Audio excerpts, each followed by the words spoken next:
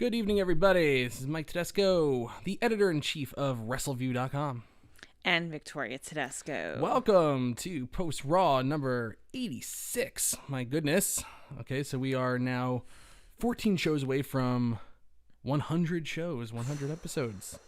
So if we don't take any weeks off, we should be there sometime in September. Okay. That is something now. I can't believe it. 100 episodes. 100 episodes. Yeah, we're getting there. We are getting there. It's been a lot of time talking about this show, these episodes of Monday Night Raw. My goodness.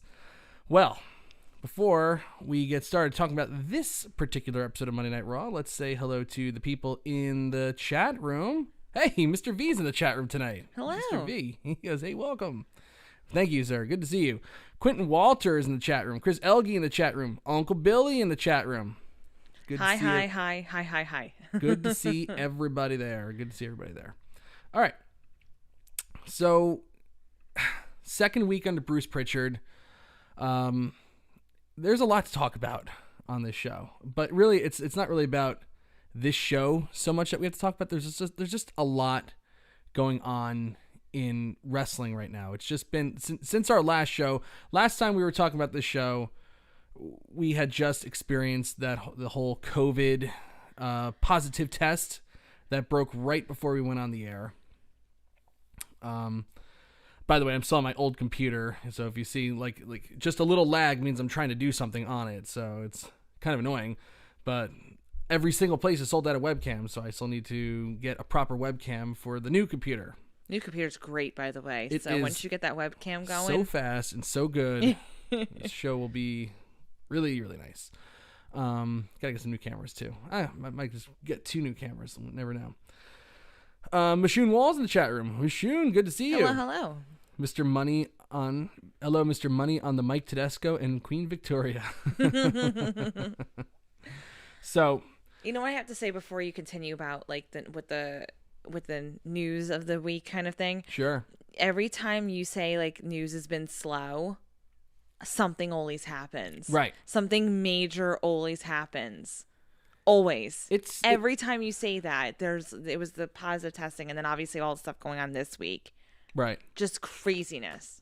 It is. It has been just an absolutely crazy time for professional wrestling in general. So just even going through what happened last week, we had the COVID test, the positive COVID test from WWE, which led to the tapings on Tuesday. They were supposed to tape on Tuesday. Instead, they tested the whole entire roster and all the production crew, and all those tests led to, they just said, we're going to delay taping Raw and SmackDown and move it to Wednesday. And then there was a delay on getting the test results back. So they decided we're just going to tape Raw and 2 episodes of NXT. 1 episode of NXT is going to air live and then one next week. And then we're going to bring everybody back next Friday for SmackDown to go from video to live. And then they'll tape again, in a couple days after that. It's been a crazy week for just with all that. Right. And then you throw up in there the speaking out movement now, which has rocked the wrestling world. Insanely, and for the good here. It's good that people are finding the courage to speak out against past transgressions and really terrible things that have happened. I mean, it's no secret. It's like, some of these stories that you hear, like some of these shoot interviews, just from people in the 80s and 90s, like talking about, this and that. Ric Flair used to, walk around in his robe with, completely naked underneath and flash the flight attendants to, there was like some weird story about Kevin Sullivan and his penis and a lot of something just strange stuff. Yeah, really. And like bizarre things. it's like oh yeah, like it's fun to like tell those stories on podcasts, and like get a chuckle out of it, like, oh, it's the good old days. But then you really sit back and think about it, like it's sexual harassment, sometimes sexual assault. And that's just from the older generation. And sometimes it's just like vulgar behavior, right. That shouldn't, you should really think about. Should have no place. Yeah. But it's really the current crop that's even worse. It seems, and they're getting called out, and people are getting called out all over the independents and in WWE. It led to the release of Jack Gallagher, who had a couple accusations against him. Matt Riddle had an accusation against him. He fought back against it. And WWE still seems to be standing behind him right now. Jordan Devlin, same instance. Yeah. Trent Seven. Yeah. There's El Ligero had accusations. It's a lot. It's a lot going on. It's a lot to digest. Joey Ryan's wrestling career is over and for the better. He's had like 13 accusers, and that's terrible. Like what is going on? That's 13 too many. I mean, it's always one too many, obviously. So I'm not qualified at all to talk about any of that stuff. I'm just not. I can't even say I am either, only because, you know, my whole take on everything is I want women to speak out. I want people to speak out over this whole thing.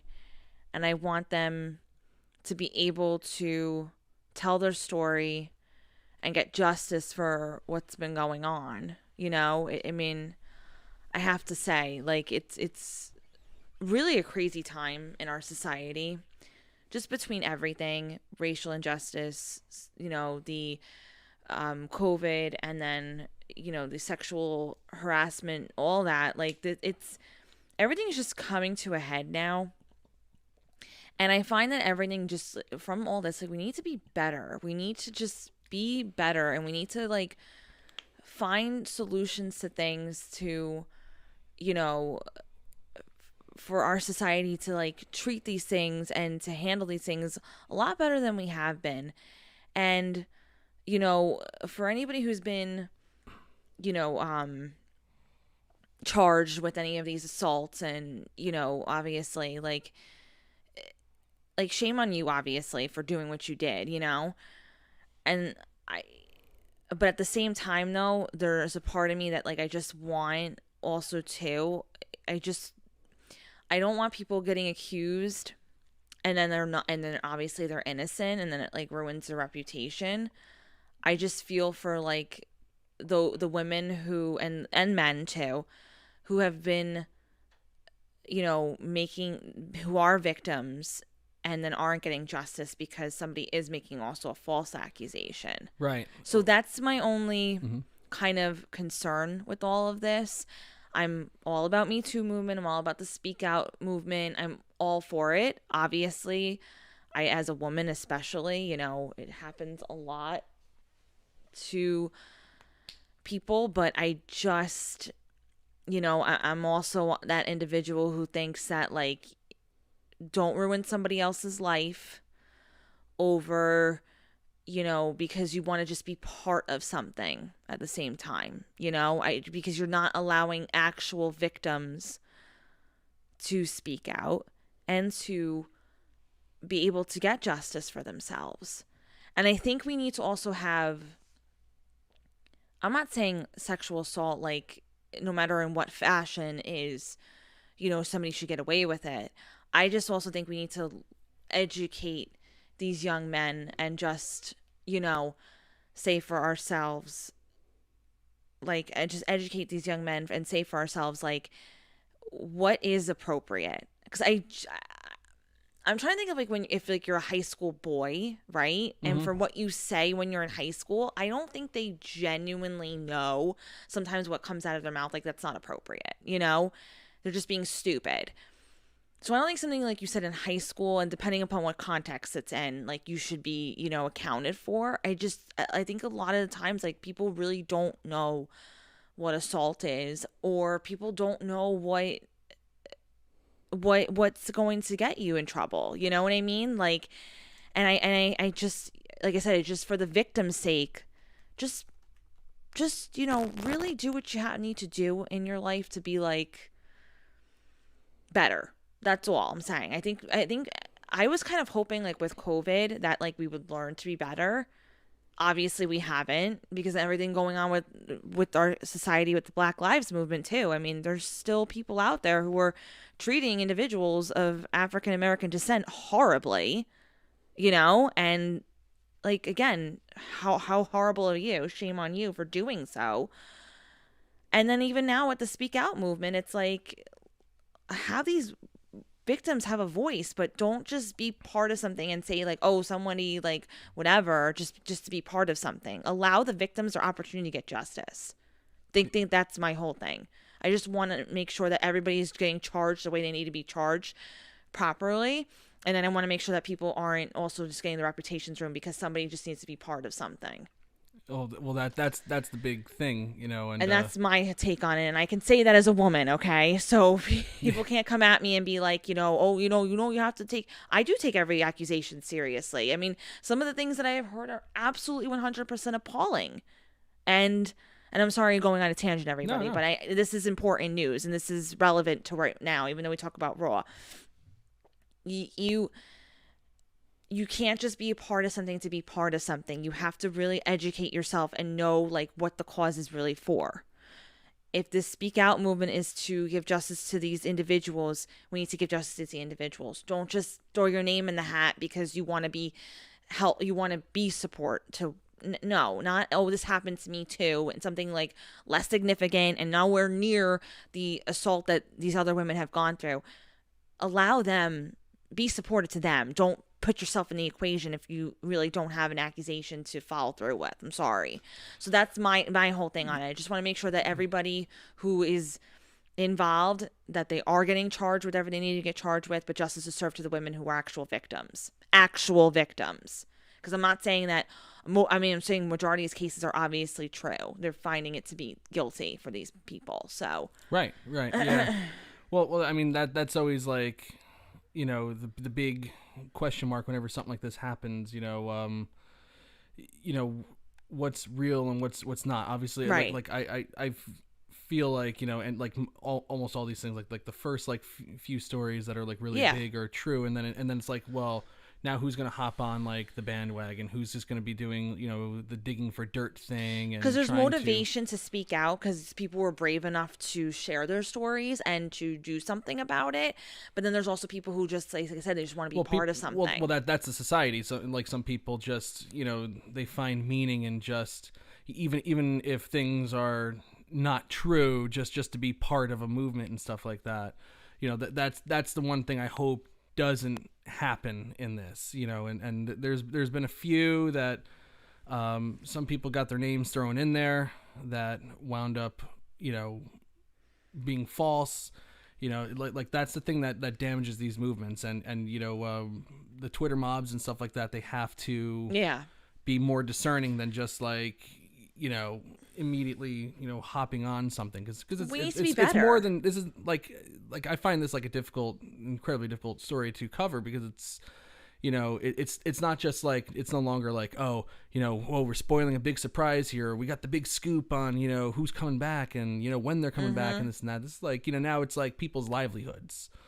And, you know, so we have to, you know, like, and the one thing I'd like to challenge the wrestling media to be more discerning on is, you know, every accusation, you know, like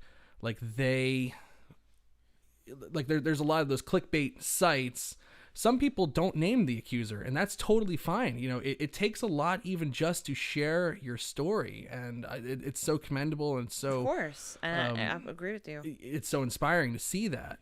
But the clickbait sites that play the guessing game as to who they're talking about, that's wrong. That's just flat out wrong. I challenge wrestling media to just be more discerning in how they cover this story and stop trying for the clicks. And you know, this is the time, if you're going to be a journalist at any point in your career, you know, this is the time to really, really give it a shot and just be, you know, just cover the story, you know, get the statements from the companies, email WWE, email AEW, email Impact, you know, get official statements. You know, I think the media needs to do a better job of just providing facts to begin with. I think overall we're not being informative anymore. I think we're just looking for, like you said, clickbait. Yeah. I think it's all for like just viewership. Well, that's why terrible. That's why the wrestling media gets like such, you know, like you know, going to all in, you know, back in 2018, it's like, you know, the wrestlers really do look down on like the news, you know, like the website's covering. Not every single Not website, everyone, but no. there's a lot that's just like, really? Like, that's such a dirt sheet, piece of crap site. And for reasons like this, because like when there's actually a story that needs to be covered properly, these there's a lot of websites out there that won't do it. They'll make stuff up. They'll, like I said, try to guess, who they're talking about. And then it's like you're running this person's name through the mud. It might not even be them. It's like that. It's not fair to anybody. No, it's not fair to the person making the accusation. Nope. And it's not fair to, the person on the receiving end of that accusation if it's not them who the person's talking about to begin Exactly. with. That's not your story to tell. No, it's not. It ruins it for all people. It ruins it for people who are victims, and it ruins for people who didn't do anything, who are completely innocent. You are putting into people's minds that, oh yeah, maybe it could be this person, or maybe it could be. Can't do that. And it's not doing anything to help the victims at all, because the victims won't get their justice served if you're throwing names out there for people who didn't actually do it. Right. We need to find out who did it and allow them their opportunity to let our justice system go through the way it needs to and get them charged with whatever account they need to at this point. So that's right. So Jorge Oliva in the chat room. Hola from Tijuana, Mexico. You guys hello. Have the best insightful recap wrestling show. Keep up the great show. I appreciate that. Thank you very much. Thank you very much. I like that. Thank you. So, let's go. And then also after all this as well, drops on Father's Day. I mean, again, clickbait websites were screaming Undertaker announces his retirement. And he didn't announce it. I mean, if you watch the show, it's not an announcement. He's hinting that he's done with the ring. He said, I have no desire to get in the wrestling ring anymore. I have, I'm complacent. When I started this documentary, I was not ready to move on yet. But as we've gone on, I know people accept, what I've done and appreciate what I've done. And I'm complacent where I am. And he had a lot of, and he talked about a lot of things that happened. Like Kobe Bryant's death was like a wake up call. Like, you can't get the time back that you miss.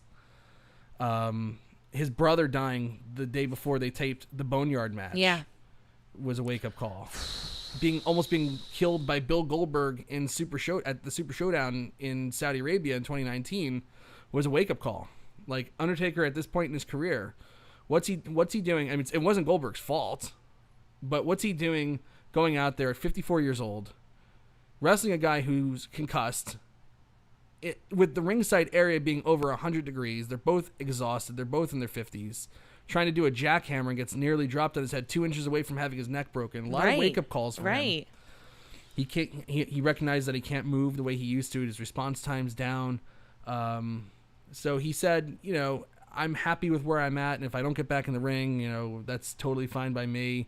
But, never say never. Like, if Vince needs me, I'll be there. So he's not ruling out ever coming back. He's just not actively trying to come back at this time. And he went on a big thank you thing, where he thanked everybody that he worked with, fans. I was a little bummed out that he did not mention Paul Bearer in that name of thank yous, but in that list of thank yous. But, yeah, I did find that to be, but it's so hard to remember everybody. I think so. Yeah, I think Paul was a big part of what made the Undertaker the Undertaker. Of course, absolutely.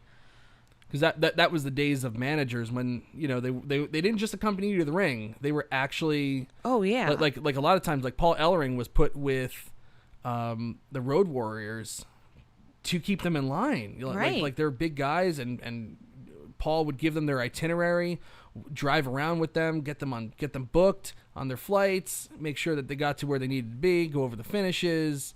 He did everything for them. He was like their personal concierge. Of course. So, and Paul Bearer did a lot of that for The Undertaker, helped keep him calm, helped him, with character development, promos, and the whole spiel. So, Paul Bearer, huge part of what made The Undertaker, The Undertaker. So, anyway, let's talk about this episode of Monday Night Raw. The second Raw under the Bruce Pritchard reign, or, leadership, whatever you want to call it.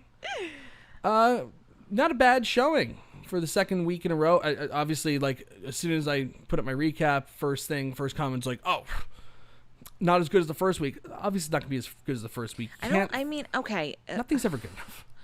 It's not. I mean, we always talked about this when they had like the the legends come back, and it's like certain cities and locations, and and now it's just viewers, obviously, because we're in we're still at home and everything. We don't have live crowds, but like nothing's ever good enough. They just want this, and this, and this. And I listen. Yeah, no, it wasn't as good as the first week, but it was still a very fine show, like overall. So I mean, I don't know. Yeah. I can't. I'm sorry. I can't say certain things. I'm going to give credit where credit is due. There are certain times when they're doing things right, and I want to say, like, yeah, you're doing a good job. So go ahead, Mike Tedesco. Right. No, that's like it's going to take a lot to turn the show around. There's no doubt about it. The one thing Paul Heyman was doing, it was playing the slow game. Or it's not just going to happen overnight where create a bunch of brand new stars. It's not. It's just that Bruce Pritchard is a little bit more of a yes man than Paul Heyman is, for sure. But he's going to take what Paul was doing. Yes. Like this is typical Vince, being impatient, where he just wants the results right now. I want to have my new stars now. Where are they? Meanwhile, Paul Heyman always said it's going to take at least minimum 18 months, a year and a half, to get these people off the ground. And he really started in earnest in October. Yeah. So we had 8 months of him trying to create new stars. Absolutely. Not even halfway to where he needed to be at. Because he said 18 months. He wasn't even at 9 months yet. Yeah. So they didn't give, were some of them flops? Like Humberto Carrillo was a flop. Yes, but you're not going to know unless you try. No, and really, Humberto Carrillo was a flop because, you book him strong, you try to make him look strong, and then Vince gets cold feet on him, and it's like, well, beat him every week. That's not going to get anybody over. No. I think it's always easier to destroy something in a short amount of time. It's not always easy to build something back up. Right. In that same amount of time that, things got destroyed in. It always is going to take a little bit longer. And nothing was necessarily destroyed. I think it's just a lot of things were circumstantial, and a lot of things that Heyman did do worked in the past that don't work now. Like the Lana, like Bobby Lashley thing that really wasn't working anymore. Yeah. That type of storyline that they initially wanted to go No real with. follow up to that. No, but here we are, and I think Bruce Pritchard's going to do a fine job, honestly. And I don't think, and it's not even to say that Heyman wasn't doing a good job to begin with, but I think, like you said, you can't build something back up. So you gotta wait for the change to happen. So people online who are like, "Ooh, blah, blah, blah," stop it.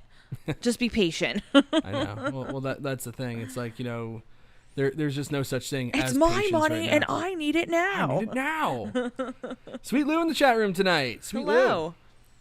Lou. So Bruce Pritchard kicked off the show with a promo. Strike one. But this one wasn't that bad, and it was actually kept pretty short.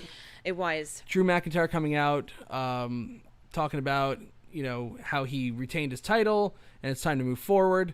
Dolph Ziggler comes out. Dolph Ziggler announces that he's been traded to that AJ Styles was traded to SmackDown, so he is the return of that trade. Him and Robert Roode, his tag team partner, have come to Monday Night Raw to complete the AJ Styles trade to SmackDown. And I gotta tell you, I'm not ashamed. I completely 120% forgot. I'm not lying. I know you did. That Dolph Ziggler and Drew McIntyre were a thing. That they were tag team partners. I remembered none of this, and that just goes to show you the quality of wrestling and how I've felt about it for quite some time. I am so surprised, though, because it's literally how Drew McIntyre came back in, was tagging with Dolph Ziggler. I remember that now, but like when it happened, he was like, "Oh yeah, we were tag champions." I was like, "Really? What?" It's like no clue, no memories of it. See, I remember that. That's just how bad the show has been. You want to know why I remember that, serious. though? Wholeheartedly, I remember that because I remember thinking like they initially put him with Dolph Ziggler, but then it was clear and obvious that they were trying to do something else for him, and that they were making him like this dominant figure, and they had him, you know, with the whole, like, it was Dolph and like a few other people that I can't remember those individuals, but they were teaming up with them, and they were kind of supposed to be like this big like you know, gang or whatever that they had together of this, just these guys, and he was more like the muscle in that. Yeah, he was the protector. You know? Yeah. So, but I did remember that because I remember thinking to myself, like, they're doing something with him. They definitely want him to be like the star coming out of this. You know, this was just kind of their way of getting him to be with somebody to see that interaction. But, you know, because they didn't want to do something a little bit differently. Like, they did a good job with Drew McIntyre. They, you know, did baby steps with him. They really, really did a nice job of bringing him back in and getting him to where he is. They definitely did. It was a great balance between, like, he had, you know, whoever behind the scenes was for him, but he also got the crowd behind him, too. Right. Yeah, I just couldn't remember. You know why? It's just that, like, that Raw, those Raws at the end of 2018 just made me cancel out that entire year in my head, and I just didn't remember it. Well, you are recapping it, so. I do, and I just recap so much. It's like, you know, you're always, like, focused on what's coming next, and, you know, like that was one that just slipped my mind, you know. But I do remember it now. I remember, you know, Dolph Ziggler and Drew McIntyre, and, you know, and even seeing a tag title match with them as well. I remember they were there, like, Dean Ambrose came back, you know, to even out the odds with Rollins and Ziggler and McIntyre, you know. Like, right. I remember all that now. But, right. Like, when it happened, I was like, what is he talking about? So, apparently, it's going to be Dolph Ziggler versus Drew McIntyre. Don't hate it. For the WWE Championship at Extreme Rules. I don't hate it either. Even though you know who's going to win, you know who's going to win. It should be a good match in theory, but I've seen Dolph Ziggler matches for the world title, and normally they're not that good. So you're saying even though he's good in the ring, like, it's still for something like this, he Ziggler won't be. has always come up short in, like, the serious feuds.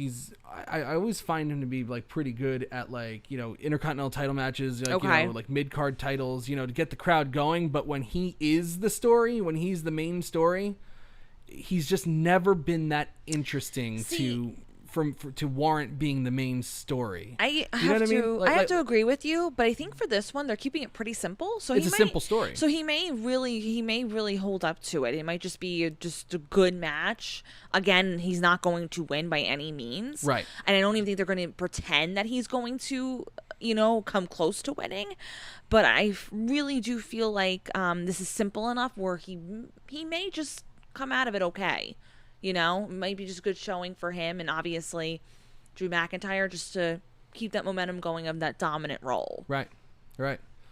So after that, yes, I mean it should be a good match. I'll say I'm looking forward to it.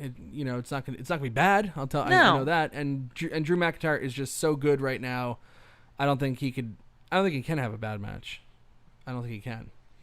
Nia Jax makes her way to the ring with a steel chair and sets it up and sits down. She's not leaving. That's how we go to commercial break. That's one thing I like about Bruce Pritchard. He does do a good job of giving you something to hook you into coming back. Yes. Even if you're not interested in Nia Jax, if you hate her, it's like, oh, what's she doing? I want to check this out. So she's sitting in the ring, and she's just mad. And she says, I'm not leaving until I get what I want. You know, it must be Monday because Charlotte Flair got exactly what she wanted, whether she deserved it or not. She just said, woo, and was granted a title match against Asuka tonight. Meanwhile, she was cheated at Backlash and had a crooked referee on Raw. Of course, they send out R-Truth, the 24/7 champion, who's supposed to have his title match against Akira Tozawa and his ninjas for his 24/7, 48/7, 7-Eleven, I-95 South European. I've binge-watched episodes of Reno 911 Championship, unless Jax is the real Akira Tozawa. And then he says, ninjas are masters of deception and disguise. And she's like, I'm not in the mood, you know. And he goes, and then Akira Tozawa appears behind the commentators. And he goes, there's 2 Tozawas. And then he's chased off by the ninjas. That was that. Charlotte Flair eventually does come out.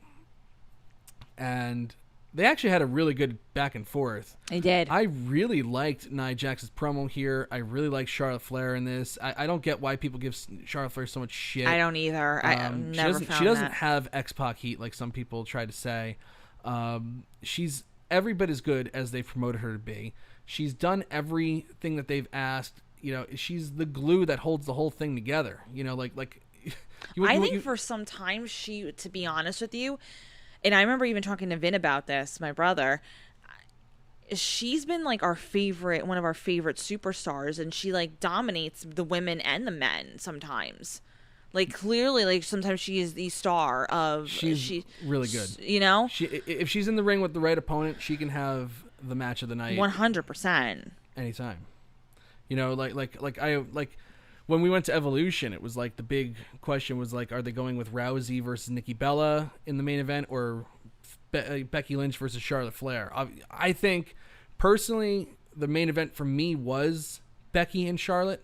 But I get why they put Rousey and Bella in the main event, because Ronda Rousey is Ronda Rousey, you know. So like she is the final thing that you want to see. And it was the Bella's like last and one of Becky their last Lynch, feuds, yeah, exactly. And Becky Lynch was also the heel, and she was going over, so they probably thought, you know, like let's just end it on a good note. But meanwhile, they didn't realize that Becky Lynch was super duper over, right?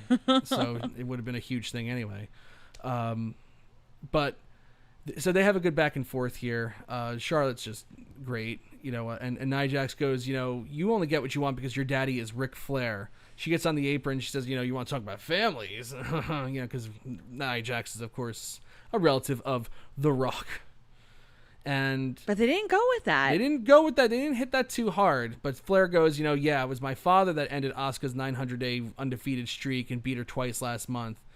Jax says, well, you never beat me. So obviously this is leading to something. You know, they get into a brawl. Flair's holding her arm in pain, so that is just a little hint as to what's to come. Obviously, that's going to play into the finish of Charlotte Flair versus Asuka, and of course it does.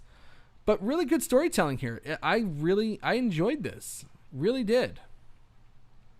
What'd you think? I have to say, you know, I'm not always a big fan of like Nia Jax when she's talking and everything.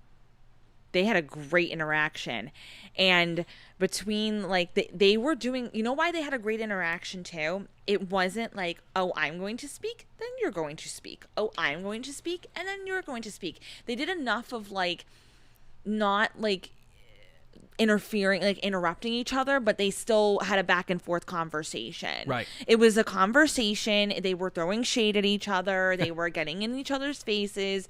They were doing their little quips. They were doing this. They were doing that. It was very small, but very brief, but also very effective. And I find when you do stuff like that, then that's perfect. And I think the reason why like Nia Jax and Charlotte Flair in particular were able to do that is because there is heat on both of them in different aspects. And I think that they're able to, with them especially, I think somebody like Nia Jax needs somebody like Charlotte Flair to interact with, because Charlotte Flair generally can interact with anybody and make them look like a fool or whatever. But what's kind of cool about this is that they were almost on the same playing field of like quips back and forth. Yeah. So that's what made it really, really good. And I appreciated that. So I didn't, you know what's funny? Even though it went from like, oh, promo to like another promo, it's like immediately, they were still good and engaging where I didn't feel like, ugh. Yeah, I know exactly. I mean, when Nia Jax first was sitting down, I'm like, oh my gosh. But it was good they had R-Truth come in there beforehand too, to kind of like. Right, but it also means that they don't have to go through a whole entire giant segment of talking. They can just do their thing. Exactly. So we got the Raw Tag Team Championship match, the Viking Raiders versus Street Profits. Before they even had the match, they said, you know, we're still going to be friends. The Viking Profits, they unite their hands together, but they said they'll do whatever it takes to keep the titles, and the Raiders will do whatever it takes to take the titles back. This was a great match. A lot of fun in this. WWE's Twitter account, I think they got their gifts confused, because there was a spot in this match that was just flat out amazing, and I was hoping that they would gif it. Yeah. And so they put up a tweet that says, this just happened, this period happened. And I was like, oh good, they got the gif. And then I look at it, and it was just like Montez Ford giving Eric a drop kick. There's no way that that's what they meant. They didn't fix it either, which I was really bummed about. But Montez Ford did this somersault plancha out of the ring onto Eric. Eric catches him in powerbomb position and then takes him and throws him into Angelo Dawkins. It was such a cool spot. I mean, yes. So cool. The Street Profits do the Viking experience to Eric. I mean, like, there was so much fun. They all did stereo cartwheels. At the end, the Street Profits settle this score once and for all. The tie has been broken. The Street Profits beat the Viking Raiders to retain the Raw Tag Team titles. Such a fun match. And I gotta tell you, was I completely on board with the Viking Raiders doing all this goofy stuff at the start of this? Yeah, questionable. Not really. No, not really. I would say not really. I don't think both of us were at all.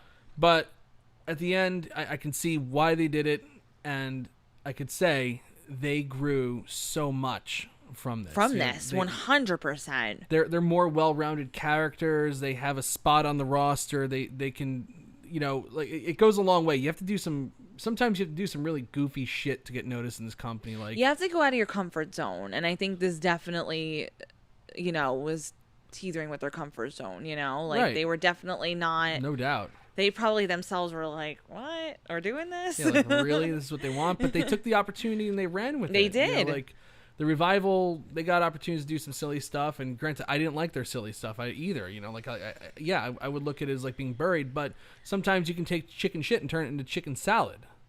And that's what the Raiders did here and the Street Profits, and it was really a lot of fun to watch at the end of it. It really was. Both teams come out stronger. Great payoff than when they went in. Mm-hmm. Both teams went out stronger than they came in. So that's what you want. That's absolutely what you want. Anyway, moving on. But yeah, this was great. So after the match, Andrade and Angel Garza attack the Profits. The Raiders run down to scare them off. So Andrade and Angel Garza look to be the next challengers for the Raw Tag Team titles. That should be a good match. That should really be a good match. Definitely. All right. We had Seth Rollins backstage. He says that legends never die, but they sure as hell can outlive their welcome. He's going to, put a hurting on Mysterio and his son. Looking forward more. Oh, I love this stuff with Charlie Caruso and Angel Garza. How do you feel about that? Oh my gosh, are you kidding me? That's like the one thing that she's actually good at. I can't believe I just said I love something with Charlie Caruso, but she's really, really good in this role. It's not that I hate. I just want to preface this, because everybody's like, "Oh, Mike hates Charlie Caruso." It's like, I hate the Charlie Caruso character and how they make these. They book these people to say the stupidest crap. They're not allowed to have personalities. Like, I remember watching this interview with Dasha Fuentes. Remember Dasha, where she's like, like, it's like, and she did an interview with Chris Van Vliet, and it starts off right away. She goes, "I am not a robot." It's like, they don't allow them to have personalities. I heard this interview with Mike Chioda with Chris Jericho the other day, and it's like, Vince was listening. The reason why they stopped using names for referees is because Vince was listening to the commentary and they kept mentioning the referee's name, and he goes, "Well, who the hell is that?" And they go, "Vince, it's the referee." And he goes, "No more saying their names. No more saying that. Nobody knows who they are. Nobody knows who they are." He goes, "Referees don't sell tickets, they comp tickets. So that's why we don't say referee names anymore." Meanwhile, like, on top out of like. Meanwhile, in every single professional sport, they always name the officials, and it's not a big deal. They always name the umpires. They always name the referees. Yeah, the officials. Everybody gets named. It adds to the story. It gives you more story to tell if you can, mention someone's name and they're not just faceless. Like they're so afraid of like an interviewer having more personality than the person that they're interviewing. And yes, that happened with Mean Gene Okerlund. He constantly took over interviews from guys. Constantly. Wrong with that, though? What is really wrong? It with that helps, and whatever you got to do to make the interview memorable. Like, there's no reason why there should be a single memorable Ken Patera interview, but damn it, Mean Gene Okerlund gave him that. That's what I'm saying. Why I will never get why that is really an issue. It's even funny that you said it just now about how like it tells a story even outside of WWE, because that's meant to entertain, right? Right. But when you talk about professional sports, how many times have we gone to a baseball game, right? And then we find out who's one of the umpires for the night, and we're like, oh. And we're like, and we literally like, we sigh or we're like, oh, okay, good. Like, Right. you know, like, Right. you know them. Like, you know these people. Right. So, It's like you watch a baseball game. It's like, oh, Joe West is the home plate umpire. No! He's going to screw my team. You know? Or Ted Barrett's the home plate umpire. Yes. Right. Ted Barrett's really good. Yeah. Like, you know, to me, there's nothing wrong with that. Like, at all. Just weird At stuff. all. It's weird stuff. It is. He gets hung up about stupid stuff. Like, I can't believe the sneezing thing is still a thing, but whatever. It's quintessential Vince. Quintessential. But Charlie Caruso is doing a great job with this Angel she Garza, is. you know, like kind of flirty thing that they got going on. Yeah, for sure. Even though her questions are still horrible. I also like that Zelina Vega seems to be like kind of seething every time she talks to Angel Garza. Called her $2 Chuck. Yep. Good stuff. Yep. I liked it. For sure. Charlotte Flair versus Asuka for the Raw Women's Championship. Charlotte Flair has beaten Asuka almost every single time that they've ever met. Mm-hmm. But obviously she had the injury going into this from the Nia Jax brawl. Lots of good storytelling here. Asuka working on the shoulder, Charlotte Flair making the big comeback, but Asuka gets Charlotte Flair to tap out to the Asuka lock. Asuka is still the Raw Women's Champion. I really thought there was going to be like a lot of interference tonight because of all the foreshadowing Bruce was doing, but not the case this time. There was some really good storytelling. I was being a little too cynical tonight on Twitter and thought that I could see where it's going because sometimes you really can, but I got to give the stuff time to play out, and it's playing out really well. I like Asuka's champion. I like Charlotte Flair getting the shoulder injury in this.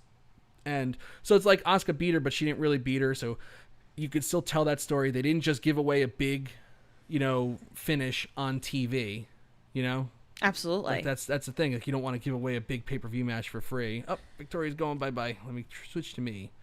Liliana is up. So they don't give away the farm for free on free TV, so it gives you reason to keep watching. I'm totally anticipating Asuka, Nia Jax, and Charlotte Flair at Extreme Rules. Oh, actually, not at Extreme Rules, but at some point. Right now, it's just going to be Charlotte Flair versus Nia Jax, I would say, at Extreme Rules. Asuka's doing something else at the event, and we'll be talking about that in a few minutes, because it kind of blurs the lines of this brand split, which I fully anticipate the brand split is probably going to be coming to an end fairly soon, or at least this iteration of it. They're going to start blurring the lines again. I don't think there'll be a wild card rule again, but there will certainly be a little more back and forth with people on them. So there's that. As long as Fox, doesn't get all PO'd. But I'm sure at this point Fox wants ratings rather than just, some storyline, brand extension being forced. Edge. This was so good. They have Edge in an empty ring. His right tricep is all taped up from his surgery. And I don't know when the hell Edge is coming back, but it sure felt like he's not going to be out as long as, some people have been speculating. Now, torn triceps, muscle, could keep you out anywhere from 6 to 8 months, but, and they keep saying, oh, it was torn off the bone. Well, part of me feels like that torn off the bone diagnosis is a work and that maybe it was a partial tear. It just feels like he's coming back way sooner than we thought. And for them to say it was torn off the bone, so, when he comes back, they'll be like, he beat all the projections. He's so superhuman. All of our wrestlers are superhuman. I think that's what they're going for here, and I'm totally fine with that. It should be a really, really good match when he comes back, because this promo really got me excited to see something like right now, even if it takes a few months to get to the final product. I hope it's not like they're planning this for like WrestleMania. Like it really felt like this could be our SummerSlam match. Edge in the ring says he knew that Orton was panicking when he was about to put on the anti-venom. That's that head and arm choke. So Orton accidentally low-blowed him. Yeah, you can call yourself the greatest wrestler of all time. That's fine. Put it on as much merchandise as you want. You said that I helped you light the fire in your gut and become the legend killer again. Well, with this injury, I'm not able to pick up my daughters on Father's Day. and you also punt kicked my best friend for 36 years, Christian, Jay Riso. You kicked him, a guy who's been there for me at every trial and tribulation for what? But all you did was put the PG superstar to bed. For that, he's thankful. But, and this is some really good stuff. He goes, when you go home, like, I don't care about winning a wrestling match anymore. I'm going to embarrass and emasculate you, Randy Orton, and I'm going to make you wish Cowboy Bob was firing blanks the night you were conceived. When you go home, your kids will run up to you and ask if you're okay. You won't be. Your wife, Kim, won't even be able to look you in the eyes. Edge knows Orton has voices in his head, but he'll scream louder than all of them. Edge will seep into every aspect of Orton's life and infect it. Edge will tear his life apart brick by brick from the inside. Orton has no idea what he's done. Orton woke up the evil. He woke up the rated R superstar. Edge tells Orton to get some sleep while he can. Really, really good. The rated R superstar, even though they've been promoting him as a rated R superstar, he's back. And I really want to see this match again. I mean, it could be better than the last one. The last one was the greatest wrestling match of all time, right? But really, really good promo. Edge has never been lacking in the promo department. So, good stuff. Really, really good stuff. A lot of fun to watch. And that was like a common theme with this show. It's like every single segment had a purpose. There was no throwaway segments 2 weeks in a row, which goes to show that, you can kind of weave a nice tapestry for this if you just keep everything focused, And yes, the theme of tonight, Championship Monday, definitely helped the show to stay focused. You had the Raw Women's title match, to look forward to. You had the Raw Tag Team title match to look forward to. The women's tag team titles to look forward to. 24/7 title look forward to, maybe. And then they even threw in another one with the United States title on the line tonight. So there's a lot of stuff. There's a lot of stuff to keep the show focused. So I'm all in favor of that. They want to do like once a month, like a themed show. Like bring back Raw Roulette. I would love to see Raw Roulette come back. That's like guaranteed ratings if you do that. Like I don't think there's anybody that would hate the Raw Roulette concept at all. Get some gimmick matches in there, have some fun, get some weird matchups. Like a great theme night would be, because especially like if they go back to doing the show live eventually, is like have the fans vote for like what matchups they want to see like that night. Kind of like a Taboo Tuesday thing again, but like give them some like real options. Like, what would happen if Drake Maverick faced Drew McIntyre or something like that. Just give us like matchups that you wouldn't normally see. Like you call it Oddball Monday Night Raw or whatever. Whatever. There's a lot of themes that they could do. If they want to do one once a month to drum up ratings, that should be great. Especially because they can't do Raw Reunion in July this year. Randy Orton backstage. He asks her if she knows what a snake does when it feels threatened. It'll strike wildly and blindly. It'll do what Mother Nature intends it to do. It'll also do what it takes to survive. Edge and Christian tried to have their comebacks at the expense of him. When he's backed into a corner, he struck wildly and blindly, but he had to do it to protect his family and his livelihood. He hopes that Edge and Christian reach a full recovery. There's a good chance they'll live happy and healthy long lives as long as they do it far, far, far away from him. Good stuff. It's just all really good. Nia Jax attacks Charlotte Flair backstage, slams a lid on her injured arm. So I'm really anticipating them to have a match at Extreme Rules. I love bringing back like these old gimmicks, like the one arm tied behind your back match. The blindfold match. I was really rooting for that for Rey Mysterio and Seth Rollins, but it doesn't look like that's going to happen. But there will be some match with them, but not a blindfold one. Tozawa and the Ninjas versus R-Truth for the 24/7 title. Before the match begins, Bobby Lashley comes down, applies the full Nelson to R-Truth, and throws him down. Lashley is holding R-Truth responsible for the reason why he's not the WWE champion. Akira Tozawa comes in the ring, just easily pins R-Truth. Akira Tozawa, complete with his brand new stereotypical ninja gimmick, is your 24/7 champion. R-Truth is no longer champion. Something with Natalya. She has some announcement. She never actually makes it. Liv Morgan versus Natalya with Lana. So maybe that's the big announcement. Lana's going to be her manager or whatever. Natalya beats Morgan and applies the sharpshooter. After all is said and done, Morgan's walking backstage and Ruby Riott comes up to her and Morgan says, "Not now. I don't need to hear it. Nothing's going my way." And Ruby Riott doesn't pursue it any further. So it seems like maybe maybe we're getting the return of the Riot Squad.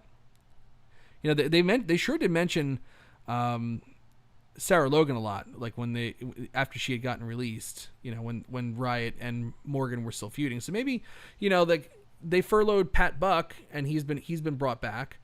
Maybe Sarah Logan gets to come back. Drake Maverick got to come back. You know, so maybe there is something with the Riot Squad coming back and going for the tag team titles. They never got a chance to do that before they got broken up. The women's division needs more tag teams, so that wouldn't be the worst thing on earth. Ric Flair's in the ring.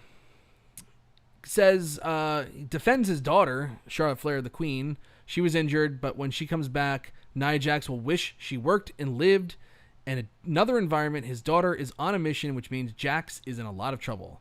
Now on to Randy Orton. A lot of people like to use the word arguable or arguably. People want to be the best, but there can only be one, and it's Randy Orton. In 24 hours, he took out WWE Hall of Famer Edge and the Great Christian and punted them back to retirement. Randy Orton comes out to the ring. Says there's a lot of nostalgia here, as they're in the ring as half of Evolution. But sometimes nostalgia can be confused with legacy. For example, it was nostalgic that Flair showed that he was the dirtiest player in the game last week. It was nostalgic when he punt-kicked Christian in the head. It was nostalgic when Edge stepped in the ring for the very last time. The way he's feeling, this fire in his gut to be called the Legend Killer, isn't nostalgic. It's expanding his legacy. In 2 days, he euthanized the careers of Edge and Christian. The voices in his head love being called the Legend Killer. Send out Big Show. He says that Orton's a narcissistic parasite, leeches onto whatever will bring him to the next level. That, unfortunately, is someone he used to respect in Ric Flair. Edge won't get the satisfaction of coming back and beating Orton alone because this pissed-off giant will break every bone in Orton's body. Orton puts over Big Show, says that he respects all of his accomplishments, says he's a future Hall of Famer. Some might even call Big Show a legend. That's a debate for another podcast. Is Big Show a legend, or was he just really good? I don't know.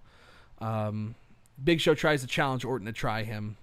Because Orton said it would be a shame if you suffered the same fate as your friends Edge and Christian.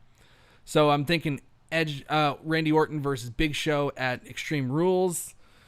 Not exactly excited about that because I've seen that match before, but it's been a few years since I've seen Randy Orton versus the Big Show, and they're both a few years older, a few years better. Can they have a good match with some smoke and mirrors? Is this your cinematic match at Extreme Rules? I would make it a cinematic match for sure to hide the weaknesses behind the Big Show, especially Big Show, who hasn't really gone consistently in years, or at least a year and a half. Not really years, but you know what I mean.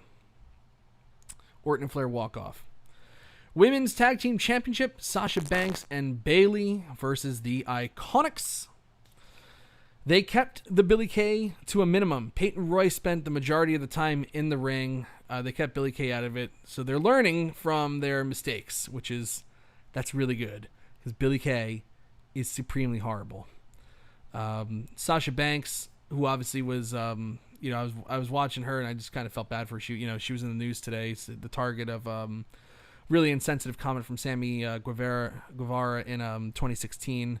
But she had, I have to say, for as much criticism as I've had about Sasha Banks, as a performer and as a professional, she handled that situation amazingly. I cannot take that away from her at all. She was tremendous in the handling of the Sammy Guevara situation. She accepted a conversation with him. She talked to him. They had an open discussion, and she taught him a lesson. He thanked her for the lesson. She put out a statement saying that words like that have no place in society, but she hopes that he can learn from that. It wasn't just like, oh, we have to kill Sammy Guevara and this and that. He made a mistake. You got to learn from it. You got to pay the consequences. But she gave him an opportunity to learn, which was really admirable of her and really strong of her and really big of her. So she top notch in my book for that. Sasha Banks earned a ton of points with me today. Bayley, after the match, they beat the Iconics, of course. Banks' statement on Peyton Royce for the win. Bayley says they're so good. That's what happens when you're the boss. And Bayley dose straps. Banks says that she's been thinking. She knows that Bayley is Bayley dose straps. Every time she talks about the multi-title, she gets jealous. Banks loves seeing Bayley happy, but she wants to experience that as well. and she wants a title match. So at Extreme Rules, she's officially challenging, and everybody thinks she's going to say Bayley, but no, she says Asuka for the Raw Women's Championship. Asuka comes out to the ring, says that Banks is not the boss of her. She accepts the challenge. Bayley and Banks attack Asuka, and Banks puts her in the bank statement. So that's that. They beat up the Raw Women's Champion. Now, just because they have the women's tag team titles and can go back and forth on the brands, they're really technically supposed to only go back and forth to defend those titles. Nothing else. They're not supposed to be active members of those rosters. So this is a little bit of a blurring of the brand split for me. The fact that Sasha Banks, who is not on Raw, can go for the Raw Women's Championship, independent of the tag team titles. So they're finding some loopholes to get people involved that normally wouldn't be on the show, like Sasha Banks getting in a singles match with Asuka. Should be a really good match at Extreme Rules. That match is official for Extreme Rules, and I actually think it's going to be pretty good. I even think that Sasha Banks is... Well, actually, this is what I think. Sasha Banks is probably going to wind up losing that match to further the jealousy of Bayley. Maybe Bayley might even accidentally cost her the match at Extreme Rules to lead to the eventual Bayley versus Sasha Banks big match that we've all been waiting for. We've all been waiting for this match for years now. I've seen it in person at NXT TakeOver, the very first one in Brooklyn. One of the best matches I've ever seen live. But damn, it's time to do it on the main roster. The main roster. You know what I mean? Yeah. So again, good storytelling. They had a good hook, making you think that she was going to say Bayley. Even I for a second thought that she was going to say, I'm challenging you. We got to just try it. And I was like, they're going to do it at Extreme Rules, but it doesn't matter. There's no paying crowds right now, so it doesn't even matter where you do it. You can do it. You can do it on Raw, because what does it matter if it's on the pay-per-view or Raw? Doesn't matter. MVP. VIP Lounge really, really wants Apollo Crews to join him. Join me, Apollo Crews. I can make you the most prolific United States champion other than me. You just need me in your corner. Apollo Crews, of course, denies him. Shelton Benjamin comes to the ring, and MVP distracts Crews to have it. Sorry, I just looked at the chat room. Yes, sorry. Karen Two Belts. Bayley is Karen to everybody, and even WWE seems to be picking up on that a little bit too. That she's a bit of a Karen. I am so not up on social media things. Like the Karen thing, was totally missed by me. But I get it now. It's pretty damn funny. So Apollo Crews beats Shelton Benjamin despite the interference or the distraction from MVP. And after the match, Bobby Lashley attacks Apollo Crews and lays him out with a full Nelson. So I guess Bobby Lashley is going for the United States Championship against Apollo Crews. I'm really hoping that it winds up like they beat Apollo Crews so much that he does go with MVP, because I really think MVP needs a stable. And I think Apollo Crews needs to be in a stable. And I think that would be really great for him. And by the way, MVP is so damn good at this character and on the microphone. What a get for WWE to have him just come back randomly in the Royal Rumble and then start easing him in some more on the show until eventually he's managing Bobby Lashley, and he's not producing right now. They furloughed most of their producers, and he was one of them, but they kept his performer contract, and he's really done wonders for Bobby Lashley. I think he could do wonders for Apollo Crews as well, because I think this happy-go-lucky, I'm just going to fight really hard and get over Apollo Crews isn't going to cut it. It's just not going to cut it. I think Apollo Crews is too damn talented to be saddled with a one-dimensional gimmick, and I think they have a better shot of getting him to the next level by having him be part of a stable and develop a character out of that. Maybe like they did with Batista in Evolution, where it's like he starts off as the big bodyguard who no personality, just beats people up. That's just what he does. Into when Triple H finally put the thumbs down and he, or Batista gave him the thumbs down, and then he beat him up, powerbombed him through the table, and he was a huge star after that. You could definitely do something like that. And honestly, I think that wrestling needs more stables. Corey Howell even saying that Shelton Benjamin would be great as well. Yeah, Shelton Benjamin, who's a little older than everybody, being that older star in that group would be great. Now it's like, is MVP Ric Flair or is Shelton Benjamin Ric Flair in that group? I don't know, but there's some really good stuff. Evolution was kind of built on, though, two young stars and the old mentor and the current top guy. Bobby Lashley, I guess, would play the part of Triple H in this little fantasy of mine. But hey, guy can dream, and I think it'd be a really good story to tell. Finally, in the main event, we have Rey and Dominic Mysterio. They make their way to the ring. Mysterio still has a patch over the right eye of the mask, which is so great that they've sewn in an eye patch. Quentin Walters even saying would be great in that gang, the Beatdown Gang. That would actually be really good too. Samoa Joe in there. Yeah, just have like MVP's family, the Heenan family or whatever it is. You know, a bunch of guys in there with different personalities doing what they do. They just need a common leader, a common, some guidance. Is that Victoria coming back? Here she is. Ah, yes. Just in time for the main event. Not really the main event, but Rey Mysterio and Dominic. I gotta say, like, Dominic is... Oh, by the way, here's Victoria, everybody. Dominic is pretty damn good. I have to say, like when he was cutting that promo and he looked into the camera with that much pressure to perform, like I know if I looked into the camera, like knowing I'm on this big stage, I'd be like, like kind of looking around like that. But he's doing a great job so far. Like I thought he had a great run in last week on Seth Rollins, and I thought, he absolutely did. And I thought he was really good here. What do you think about how Dominic? I think he's been a pleasant surprise. I have to say, like overall, I found that with him, I wasn't really sure how it was going to go, but I think that he's done really, really well overall. And actually tonight really was spectacular. I'm going to go as far as saying that. Yeah. I think Dominic is, we had to see him wrestle and all that stuff, but he's off to a good start.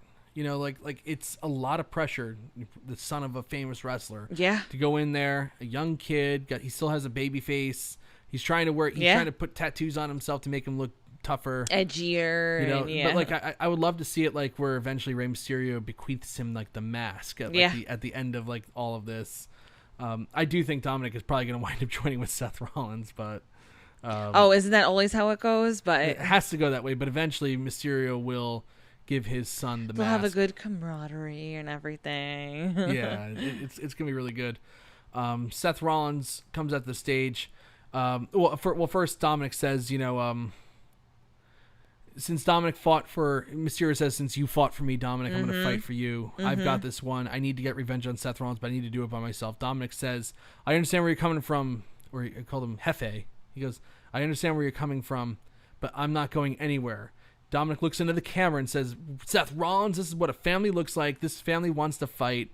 And Mysterio shakes his head. Seth Rollins comes out and says, you put him in a difficult position. Does he go down the ring and slaughter a father in front of his son, or does he go down the ring and make Mysterio watch while he sacrifices his boy? Rollins says, not up to him. It's not up to him at all. None of these decisions are his. This is fate, prophecy, destiny. They're both in the same place at the same time. Two eyes are better than one. Seth Rollins starts making his way down to the ring. It's like, trouble. But, I figured, Mysterio and Dominic would fight him off, and then Murphy and Theory would come down and they beat his ass. Instead, Aleister Black and Humberto Carrillo, who I kind of forgot about, attack them from behind. Dominic fights Murphy and Theory. They wipe out Murphy and Theory. All of Black and Carrillo do. Rollins tries to beg everyone off. Mysterio and but Mysterio gives him a 619. They all grab him. The Mysterios drag him to the ring steps, but Murphy and Theory break it up. They want to drive Rollins' eye into the corner of the ring, like they did of the ring steps, like they did to Mysterio. Murphy and Theory just attack Carrillo and Black from behind, and then they just disappear. I was like, what the hell? What? That just kills them. But eventually they return to chase them off with steel chairs because they were going to sacrifice Dominic's eye in this. And that's how the show ends. Rollins, Murphy, and Black running away. Aleister Black, Humberto Carrillo, Mysterio, and Dominic standing tall in the ring. The good guys are standing tall again in this rivalry.